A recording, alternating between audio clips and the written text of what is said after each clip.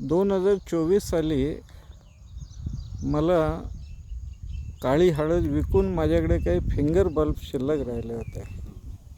अंदाजे किती 200 ग्रॅम असतील का ते?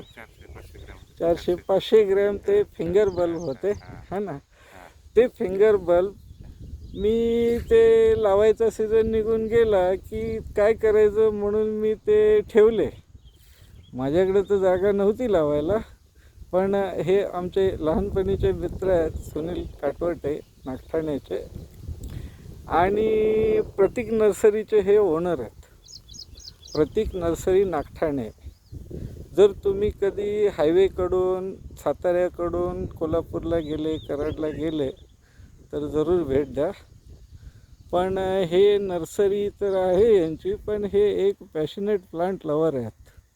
म्हणजे झाडांची लहानपणापासून आवड असल्यामुळं ते ह्या क्षेत्रात उतरले आणि ती हळद आम्ही लावली.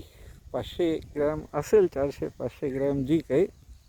पण त्या हळदीपासून जी काही हळद झाली, आम्ही ते असोसिएटेड पार्टनरशिप म्हणून 50-50 असं जरी केलं तरी त्यातून मला जी हळद मिळाली त्यातून मी जवळजवळ 20,000 ते 22,000 रुपये केले झाले माझे.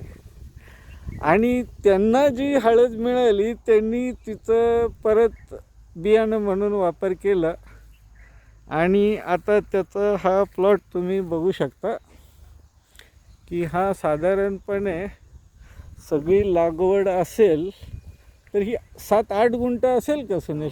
हां, 8 गुंठ सरासरी लागवड झालेली आहे ही त्या हळदीच्या जोरावरती. कुठली की जी 400 ग्रॅमची फिंगर होते. हां, आणि आता ह्याच्यातून जे काही उत्पन्नाची त्यांना अपेक्षा आहे ते आता ते परत ह्याच्याचसाठी वापरात येणार आहेत.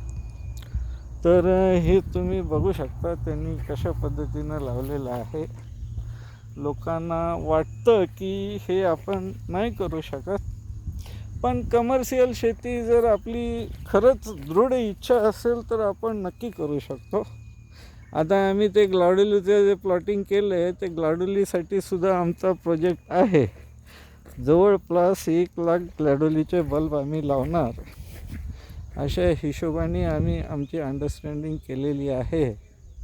तर तुम्हालाही कोणाला अशा टाईपच्या फार्मिंगमध्ये इंटरेस्ट असेल तर प्रतीक नर्सरी नागठाणे, मी फोन नंबर शेअर करतो ह्याच्याबरोबर, आणि मी स्वतः आमच्याशी संपर्क साधावा. आम्ही तुम्हाला योग्य मार्गदर्शन पण देऊ, मटेरियल पण देऊ आणि मार्केटिंग पण करू. थँक्यू.